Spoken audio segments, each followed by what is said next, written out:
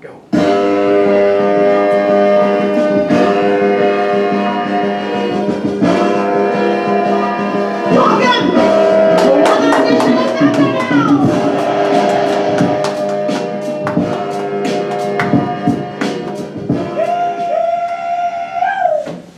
Welcome to another edition of Thunderdome, the last edition of Thunderdome for this year's Civics and Economics.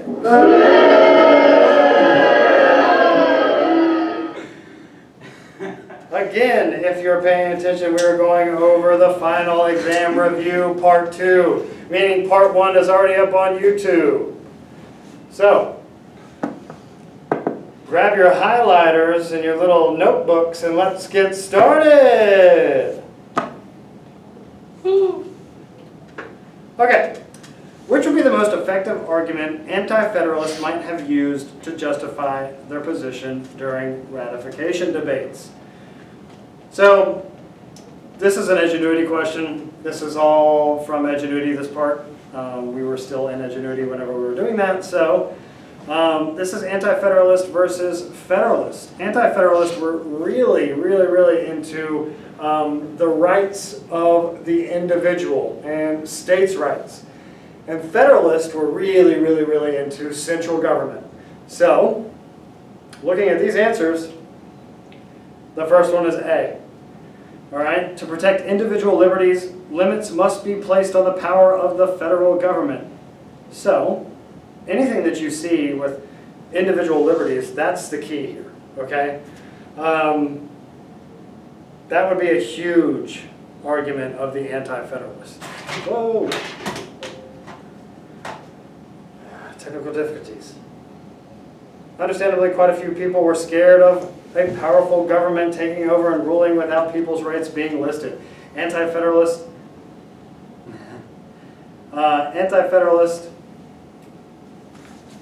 there we go, that's better. Fought to have the Bill of Rights included into the new government's framework. And you know what? It's still there. Okay. The principle of federalism gives governmental power to, it actually splits the power into two entities. And we are a federalistic nation, so imagine what it could be. The national and state governments. A. Federalism is a system of government in which the same territory is controlled by two levels of government. In the United States, it's split between the national and state government. That's easy. Federalism is an easy thing to understand. So, next question. In which court case did the United States Supreme Court establish the power of judicial review? This is one of the things that we've covered recently. We went over the federal court cases, and it was Marbury versus Madison. So this happened in 1803. And it established the fact that the Supreme Court could rule things constitutional or unconstitutional. So this is the first instance of judicial review, meaning that American courts have the power to strike down laws, statutes, and some government actions that they find violate the Constitution of the United States. This is still what the Supreme Court does today. Which process is used to change the United States Constitution? To amend means to change, right? So it's A, amendment. This is the process of changing the Constitution. So you have a proposal by 2/3 vote of both houses of Congress, or a proposal by 2/3 vote of the National Convention, called by Congress on request of 2/3 states' legislatures. And then you have this right here, used successfully 26 times. 26 times the Constitution has been changed. Okay? And used once to repeal Prohibition, Amendment 21. So there have been 27 amendments. One of them doesn't exist anymore because that was the ban of alcohol, and we know that that doesn't exist anymore. So Prohibition, really, I mean, it's the same thing as amending the Constitution. You're just taking away a prior amendment. So the 21st Amendment took away the 18th Amendment, and that's why you have that little arrow pointed down there. So yeah, amendment, that is how you change the U.S. Constitution. All right, next question. An individual has been accused of taking the property of another person. Okay, so stealing. Why would a judge require substantial evidence before issuing a search warrant? This right here is pretty simple. To ensure there was probable cause for conducting the investigation. Probable cause has to be there for a search warrant. Okay? So the Fourth Amendment states the right of the people to be secure in their persons, houses, papers, and effects against unreasonable searches and seizures shall not be violated, and no warrants shall be issued but upon probable cause, supported by oath or affirmation, and particularly describing the place to be searched and the persons or things. People who give probable cause, not probable cause, but search warrants would be magistrates, and probable cause has to be presented to them to search. Okay, you are protected under the Fourth Amendment to not be searched unless there is probable cause. Next one. A worker is offered a job working 30 hours a week at the rate of $10 per hour. When considering this offer, what factors should the worker consider to maintain a fiscally responsible budget? So we look at these options here. We have the worker's gross pay versus net pay to determine available income. The worker's ability to invest money in high-yield stocks. You can't do that until you got everything else figured out. The worker's probability of receiving a tax refund at the end of the year. You can't bank on that. And then the worker's projected annual charitable donations. That's all stuff you do after the fact, after you figure out what kind of money you actually have. So here we go. A, the worker's gross pay versus net pay to determine available income. Oh, no explanation there. That was kind of easy. All right, in 1933, the legal right for labor unions to collectively bargain was established by the National Industrial Recovery Act. Collective bargaining allows union workers to come together and negotiate with their employers for better working conditions and benefits. What role do labor unions perform in the United States economy? North Carolina is a non-union state, which is kind of interesting. If they were, we would have a teachers union, and we would probably have a better chance to get raises and all that kind of stuff because we would be a part of a collective group that were together, all right, and we were able to force the hand of the state to give us a raise. So, labor unions, they advocate for workers making work rights or work sites more compliant with workers' rights and needs. So labor unions fight for safety for the workers. They fight for pay raises. They fight for reasonable hours. If it wasn't for labor unions, we might not be, a 5-day work week might not exist. Right? They fought to have Saturdays and Sundays off. They fought for the 8-hour work day, not the 14-hour work day. So, here we go. A, labor unions advocate for workers making work sites more compliant with workers' rights and needs. Labor unions try to protect workers. Next question. When paying bills and organizing a budget, which item and category should be considered first? A, mortgage or rent. That would be a fixed cost or a fixed expense. B, clothing, discretionary. C, utilities. That's a variable, so that changes every single month. And then D, life insurance, which would be an investment. So, mortgage or rent, fixed expense. Okay, fixed expenses occur regularly. The amount does not change. Amounts are the same each time. They're always going to come, they're always going to be there, and they will always be consistent. Variable expenses do not occur regularly, and amounts change according to need, choice, or want. Fixed expenses have to be taken care of first. Then you can start thinking about clothing. Then you can start thinking about utilities, right? Power, water, trash. Cool, got those things taken care of? Now we can get cable. All right? So, got to think of it like that. fixed has to be taken care of first. Okay, here's a long one. The duties of the State Board of Elections are to guide and enforce federal and state laws governing all elections conducted within the state. In addition to ensuring these laws are enforced, the State Board of Elections is responsible for implementing policies and procedures to ensure that these laws are adhered to in a collective and effective manner. This is from the North Carolina State Board of Elections. So which description summarizes the functions and authority of the State Board of Elections? This is simple because guess what? It's in the little paragraph that they give you. So what is the answer? The group that administers the laws, policies, and procedures of the federal, state, and local election processes. That is the answer. So A. Well, all these have explanations in the answers, so I guess I didn't write them down in there. Okay, no senator or representative shall, during the time for which he was elected, be appointed to any civil office under the authority of the United States, which shall have been created, or the emoluments whereof shall been, it's so hard to talk like the Constitution. It's even hard for me.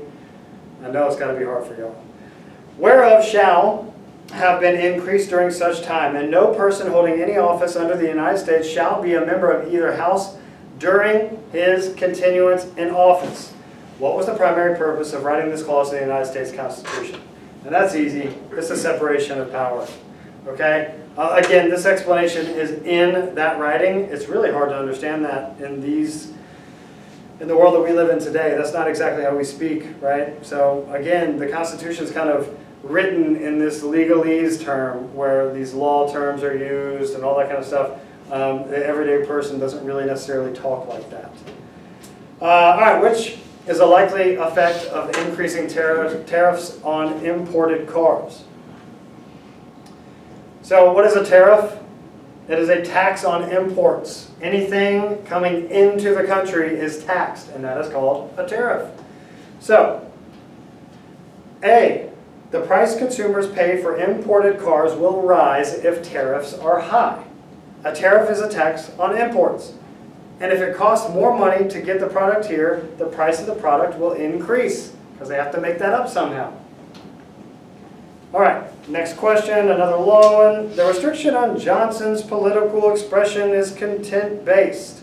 Since the Texas statute is not aimed at protecting the physical integrity of the flag in all circumstances, but is designed to protect it from the intentional and knowing abuse that causes serious offenses to others. It is therefore subject to the most exacting scrutiny. The government may not prohibit the verbal or nonverbal expression of any idea merely because society finds the idea offensive or disagreeable, even where our flag is involved. Nor may a state foster its own view of the flag by prohibiting expressive conduct relating to it, since the government may not permit designated symbols to be used to communicate a limited set of messages. Oh, wait, I did that. But this is the syllabus to Texas versus Johnson, which is a Supreme Court case in 1989 where a person burnt a flag, and then they were brought to trial for burning it, and they got protected because it was free speech. So in the case of Texas versus Johnson, how did the United States Supreme Court protect the right of free speech? By declaring that the government may not decide the intentions expressed by national emblems. Flag burning is an acceptable form of free speech. Again, I've said this a couple times in class. Do people like flag burning? No. Can you get arrested for it? No. Can somebody else get arrested for punching you in the face because they didn't like the fact that you burned a flag? Yes. Okay? All right. Then, we got this one. So, each agency, in accordance with published rules, shall make available for public inspection and copying.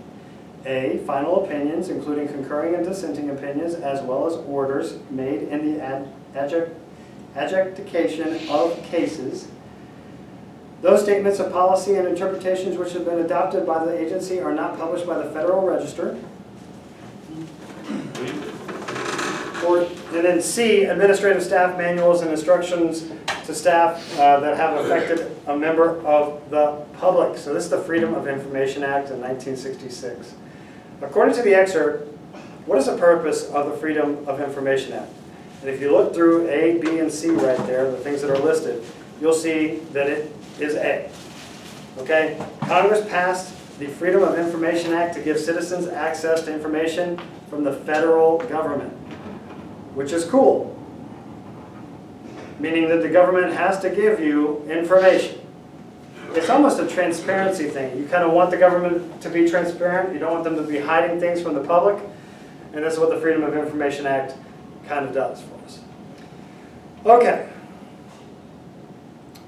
The government in the United Kingdom is divided into three branches: an executive, legislature, and judiciary.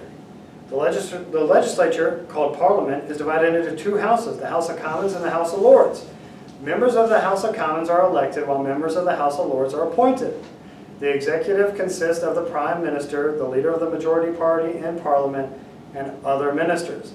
All ministers are a part of the Parliament, thus all people in the executive branch are also the legislative branch. In some cases, these officials may also serve in the judiciary. The highest judicial power in the United Kingdom is the Supreme Court, which can overturn decisions if they violate the constitutional tenets of the nation. Based on the description provided, what is the difference between the government of the United Kingdom and the government of the United States? The government of the United Kingdom lacks separation of powers. They're all mixed together.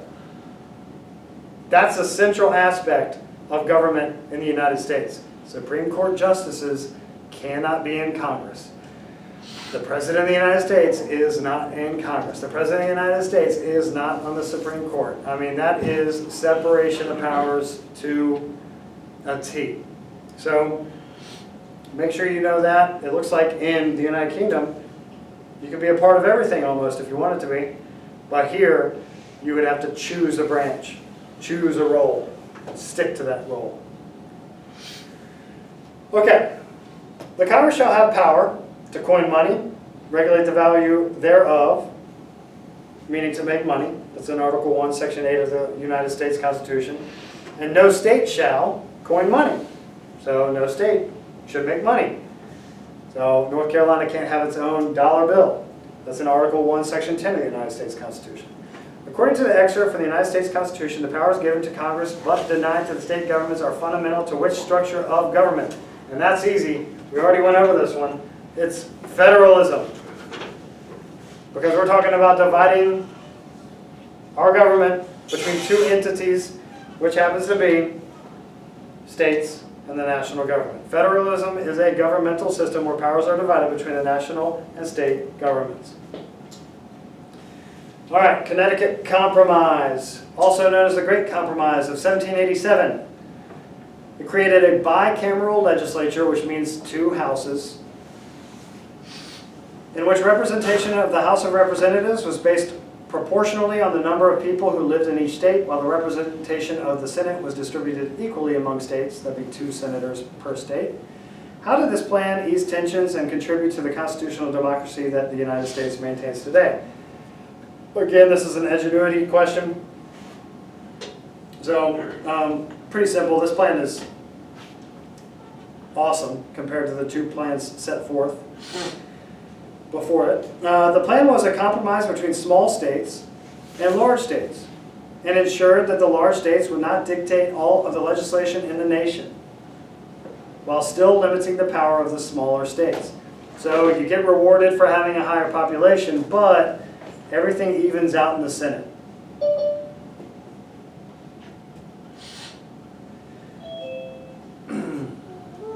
Okay. In his book, The Spirit of Laws, 1748, French philosopher Baron de Montesquieu wrote of a tripartite system of government in which the powers of government are separated and assigned to different bodies. How are Montesquieu's ideas applied to the United States Constitution? That's pretty simple. We know that our Constitution divides our government into 3 levels of government.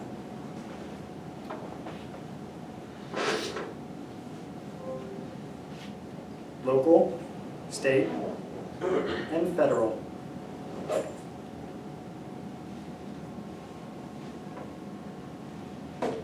All right, that's it, everybody. That's our review for civics. It's the last time you might see me. I've had a great year with you guys.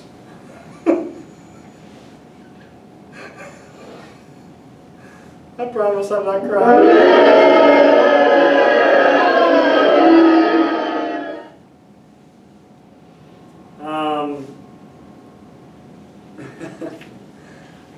Well, I guess, you know, if we ever come back to school for real, stop by and say hey and let me know who you really are. If not,